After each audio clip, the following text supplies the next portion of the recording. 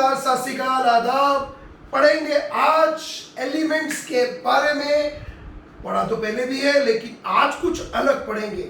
आज ज्यादा फोकस करेंगे न्यूक्लियस के ऊपर। ये क्या बला होती है?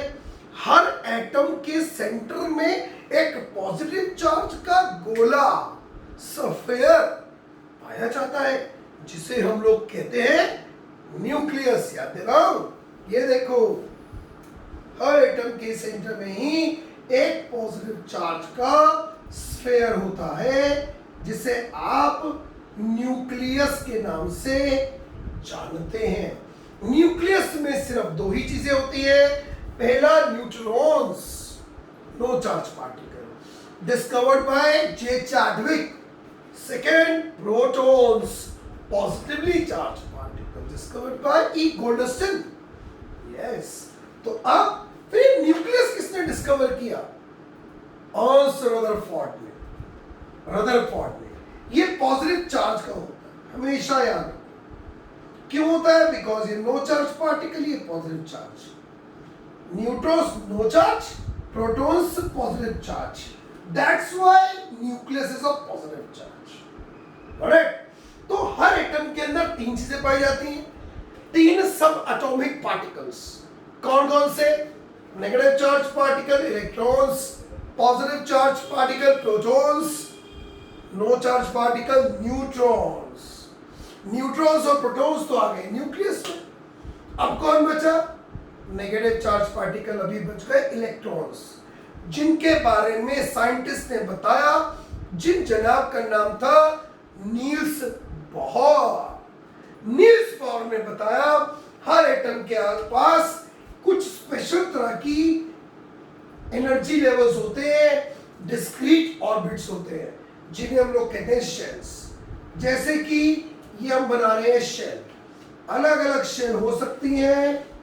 ये देखिए जी, ये देखिए जी, ये बन गई सारी की सारी शेल। हो सकता है सर्कल हल्का फुल्का टेढ़ा मेढ़ा हो जाए, तो ऐसा मत समझना मुझे बनाना नहीं आता। ये कंपास से नहीं बनाया, नॉर्मल बनाया भाई मैंने। अब इन शेल्स में के, एल, एम और एन, एम साफ लिख दूं, एम, ये चार तरह की शेल्स होती हैं, के, एल, एम और एन। बताने वाले जनाब नील्स बोहर थे। नील्स बोहर, उन्होंने बताया these are energy levels, these are shells. ये शेल्स होती हैं, एनर्जी लेवल्स होते हैं। Got my point?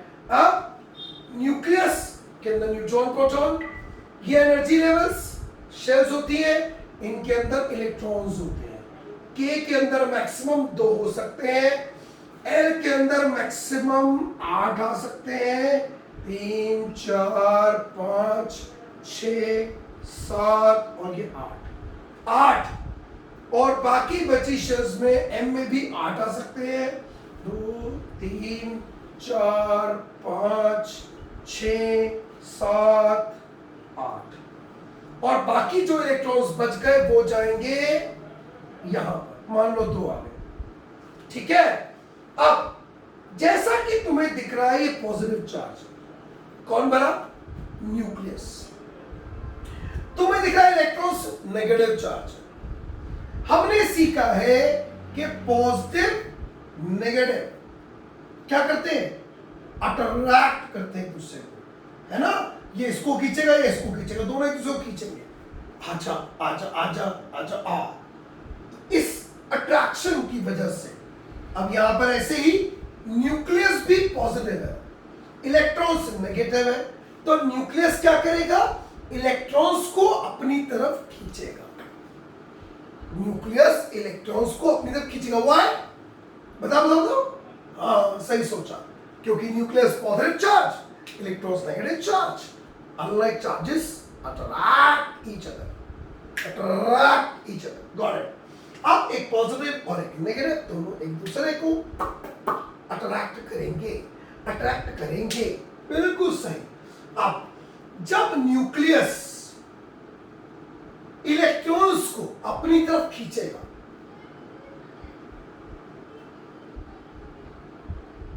तो इस फोर्स को आप और हम कहेंगे nuclear force of attraction. Nuclear force of attraction, the force exerted by the nucleus towards electrons, that is called nuclear force of attraction, कस के खींचने वाली फोर्स। अब ये न्यूक्लियर फोर्स ऑफ अट्रैक्शन हम दो बातों पे कह सकते हैं डिपेंड करती है। There are two factors. जब बात डिपेंड किया है ना, तो हमेशा एक बात याद रखो, डिपेंड दो तरह के होते हैं। पहला डायरेक्टली प्रोपोर्शनल, ऑलराइट, और दूसरा इनवर्सली प्रोपोर्शनल। डायरेक्टली प्रोपोर्शनल का मतलब बताता हूं पहले। जब एक क्वांटिटी मतलब कोई भी चीज, एक फिजिकल क्वांटिटी जब दूसरी फिजिकल क्वांटिटी पर डिपेंड करेगी, तो dependency can be of two types. First, directly क्या मतलब है, एक फिजिकल क्वांटिटी अगर इंक्रीज होगी, दूसरी भी इंक्रीज होगी। अगर पहली वाली डिक्रीज होगी तो ये भी डिक्रीज होगी, that is called directly proportional. और एक होता है inverse relationship, inversely proportional, that can be of what type, कि अगर एक फिजिकल क्वांटिटी इंक्रीज होगी तो दूसरी डिक्रीज होगी, वाइस वर्सा, और दूसरी डिक्रीज होगी तो पहली इंक्रीज हो जाएगी, that is called inversely proportional. चलो सीखते हैं कि न्यूक्लियर फोर्स ऑफ अट्रैक्शन किस पे डिपेंड करता है और हाउ, कैसे। तो न्यूक्लियर फोर्स ऑफ अट्रैक्शन को मैं लिख देता हूं NF, शॉर्ट फॉर्म में nuclear force is directly proportional to the, yes, directly proportional to the, किसके ऊपर, number of electrons present in the given shell, number of electrons present in given shell. What does it signify? What does it mean? इसका मतलब है कि अगर एक shell, एक मान लो एक एलिमेंट है जिसका दो शेल है, उसकी दूसरी शेल में 5 इलेक्ट्रॉन है, एक और एलिमेंट है उसके में 2 शेल है, लेकिन उसके पास लास्ट शेल में 7 इलेक्ट्रॉन है, तो 7 वाला जीत जाएगा, क्योंकि number of electrons given shell में ज्यादा है, तो उसकी न्यूक्लियर फोर्स ऑफ अट्रैक्शन मस्त होगी, ज्यादा होगी। ऑलराइट, एक और सिखाओ, ठीक है। मान लो एक एलिमेंट है कोई भी, मान लो मैंने लिया एल्यूमिनियम, उसके पास लास्ट शेल में 3 इलेक्ट्रॉन्स है। सोडियम, उसके बाद लास्ट शेल में 1 इलेक्ट्रॉन है, तो एल्यूमिनियम जीत जाएगा। एल्यूमिनियम की nuclear force of attraction sodium से ज्यादा होगी, सही। अगला, और किस पे डिपेंड करता है, और डिपेंड करती है न्यूक्लियर फोर्स ऑफ अट्रैक्शन, किस पर, inversely proportional to the number of shells. Got it, number of shells. अब ये क्या भला बता दी राजू भैया ने, अरे यार इसका मतलब है कि जैसे जैसे मान लो ये एक शेल है, इसमें न्यूक्लियर अट्रैक्शन ज्यादा होगा, शेल बढ़ गई, 2 हो गई, अट्रैक्शन कम, शेल 3, अट्रैक्शन और कम, शेल 4, अट्रैक्शन और कम। As the number of shells increases, the nuclear force of attraction decreases. That is how nuclear force of attraction depends on 2 factors.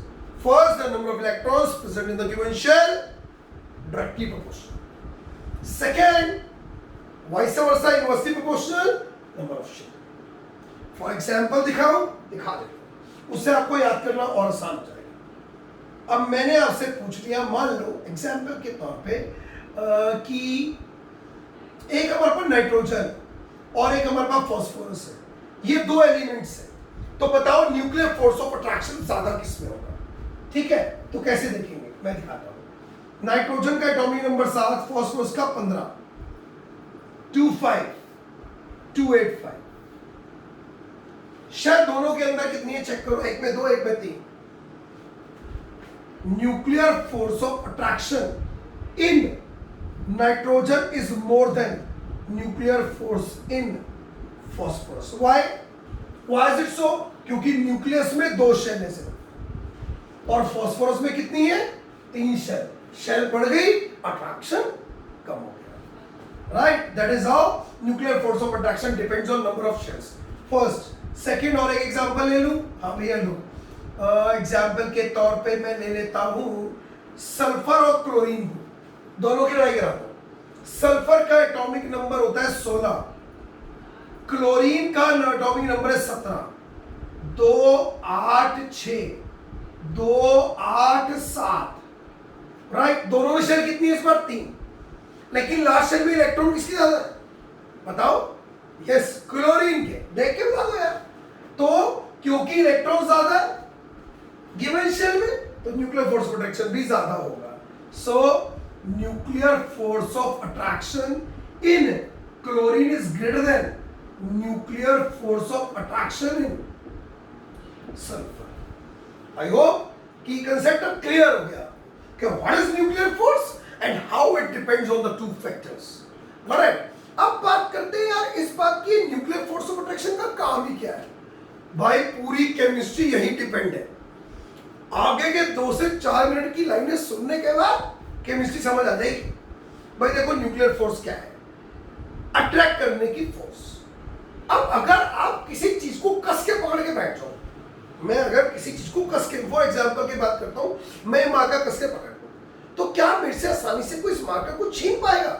Imagine, is it possible? नहीं छीन पाएगा, क्योंकि मैं कस के पकड़ के बैठा हूं उसे। लेकिन अगर मैं ढीला पड़ के बैठूंगा तो कोई भी मेरे पास आएगा, इसको छीन कर ले जाएगा। राइट, सिमिलरली केमिस्ट्री में सारा खेल कहां फंसा हुआ है? इलेक्ट्रॉन्स पे फंसा हुआ है, नेगेटिव चार्ज पार्टिकल।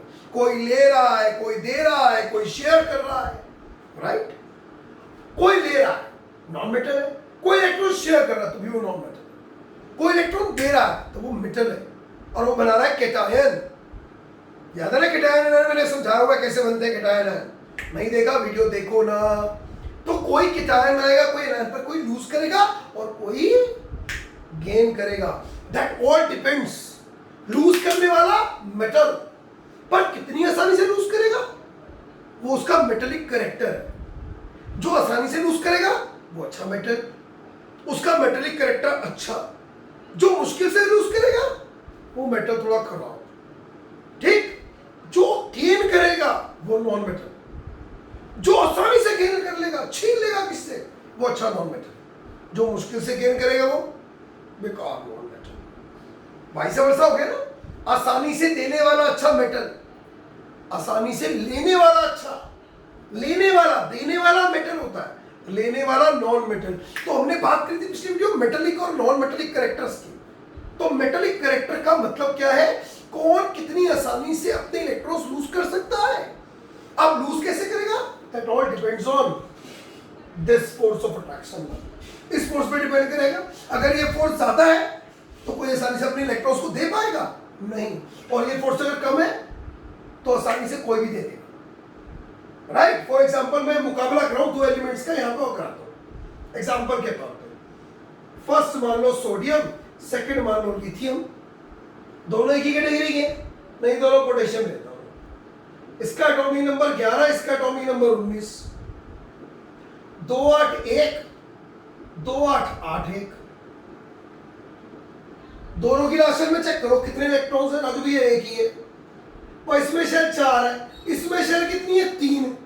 तो अट्रैक्शन किसमें ज्यादा होगा? सोचो, इसमें अट्रैक्शन कम होगा, इसमें अट्रैक्शन ज्यादा होगा। क्यों? क्योंकि शेल बढ़ी, अट्रैक्शन घटा। अब शेल बढ़ने से पोटेशियम में अट्रैक्शन कम होगा, तो ये एक इलेक्ट्रॉन को इजियर, आसानी से लूज कर पाएगा। अगर ये दोनों मेटल है तो अच्छा नॉन मेटल कौन है? पोटेशियम। क्यों? Because potassium can lose its valence 1 electron easily in comparison to the sodium because the nuclear force of attraction is more in sodium instead of potassium। जब nuclear force of attraction ज्यादा कस के पकड़ी होगी तो इसको आसान करना, इसको लूज करना आसान है, इसके लूज करना मुश्किल है। लेकिन गेन करने में ये चीज उल्टी है। गेन करने में ये चीज उल्टी है। अगर मैं कहूं कौन अच्छा नॉन मेटल है, दोनों नॉन मेटल है, ये 2 गेन करेगा, ये 1 गेन करेगा। अच्छा नॉन मेटल कौन है? जिसमें न्यूक्लियर फोर्स ऑफ अट्रैक्शन ज्यादा हो। क्यों? क्योंकि जब न्यूक्लियर फोर्स ज्यादा होगी तो किसी से भी छीन लेगा। अगर आपके अंदर ताकत ज्यादा है तो क्या करोगे? कोई ले पाएगा आपसे? ले नहीं पाएगा। पर कोई छीन लोगे आप इससे? बिल्कुल आसानी से कस के छीन लोगे। ऐसे जब न्यूक्लियर फोर्स ज्यादा होगी तो छीनना आसान है, देना मुश्किल। उल्टा होता है। उल्टा नहीं, कंफ्यूज नहीं होना। बहुत कंसेप्ट सिंपल है। कस के चीज पकड़ोगे कोई छीन नहीं पाएगा, और लूज पकड़ोगे तो कोई भी छीन लेगा। लेकिन अगर आपके अंदर ताकत ज्यादा है तो आप किसे छीन सकते हो। और आप जब किसे छीनोगे तो क्या होगा? Non metal. और आप जब किसी को आसानी दोगे तो क्या होगा? मेटल। ये दिमाग में क्लियर करना है। अब ये 2 लेगा, ये 1 लेगा, लेकिन अच्छा कौन है? क्लोरीन। अब आप कहोगे क्यों? अबे इलेक्ट्रॉन्स कितने ज्यादा है क्लोरीन में, तो न्यूक्लियर फोर्स किसका ज्यादा होगा? क्लोरीन का ज्यादा होगा, क्लोरीन का ज्यादा होगा। अब क्लोरीन का ज्यादा तो ये आसानी से छीन लेगा किसी भी, समझे? तो ये न्यूक्लियर फोर्स ऑफ अट्रैक्शन है पूरी केमिस्ट्री। पहला समझो न्यूक्लियर फोर्स होती क्या है, दोबारा बताता हूं। हर एटम के सेंटर में न्यूक्लियस होता है, और न्यूक्लियस के आसपास शेल्स होती हैं, और शेल्स में इलेक्ट्रॉन्स होते हैं, और न्यूक्लियस इलेक्ट्रॉन्स को अपनी तरफ खींचता है एक फोर्स के साथ, जिसे आप और मैं कहते हैं न्यूक्लियर फोर्स ऑफ अट्रैक्शन। और वो 2 बातों पे डिपेंड करती है बाबू। पहला कि भाई शेल कितनी है, शेल ज्यादा होंगी इलेक्ट्रिक कम होगा इनवर्सली, और दूसरा एक पर्टिकुलर शेल में कितने इलेक्ट्रॉन प्रेजेंट है। अगर पर्टिकुलर शेल में इलेक्ट्रॉन ज्यादा होंगे तो भाई न्यूक्लियर फोर्स ऑफ अट्रैक्शन ज्यादा होगी, डायरेक्टली प्रोपोर्शनल। और न्यूक्लियर फोर्स क्या है? पकड़ने की ताकत, न्यूक्लियस की इलेक्ट्रॉन को पकड़ने की ताकत। जितनी ताकत ज्यादा उतना छीनना मुश्किल उससे, और वो किसे छीने वो आसान। मैं किसे छीनूं? फॉर एग्जांपल मैं एक एलिमेंट हूं, में न्यूक्लियर फोर्स ज्यादा है, तो किसी की क्या मदद मुझसे आके इलेक्ट्रॉन छीन, और मैं सारे सबके छीन सकता हूं क्योंकि मेरी ताकत ज्यादा है, क्योंकि मेरे डोले ज्यादा है। सिंपल। तो that's nuclear force of attraction guys. Hope you understood it well. Still अगर कोई परेशानी है तो 98 पैरेलल 28 पैरेलल 82 व्हाट्सएप करके पूछ सकते हो, है ना? टिल देन अगली क्लास में मिलते हैं और कंसेप्ट के साथ। Bye, see you.